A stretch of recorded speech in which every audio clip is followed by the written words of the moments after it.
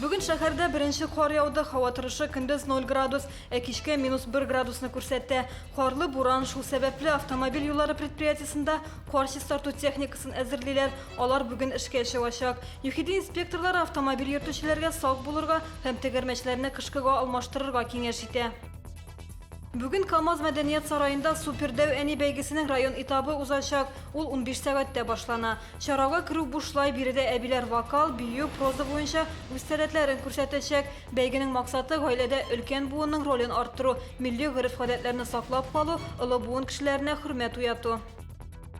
Чаллыда яңа ел алдыннан Мәскәүдән кайтарылган күзәтү бөҗрасы эшли башлаячак. Аттракционның биеклеге 48 метр. Ул ел буена эшләр дип көтелә. Кыш көне кабиналар җылытыла, әҗәен кондиционерлар эшли. Мондый аттракционнар Адлерда һәм Уфада бар инде. IT-парк мәктәп укучыларын һәм студентларны бизнес серләренә өйрәтә. Чаллыда Старт IT дип аталган программа старталды. IT-парк белгечләре бер ай дәвамында мәктәпләргә килеп бушлай белем бирергә риза. Укучылар ахырда үзләренең проектларын тәкъдим итәчәкләр. Бу һәм башка хәбәрләр турында яңалыкларның кичке чыгарылышында ул 19 сәгать 10 минутта эфирга чыга.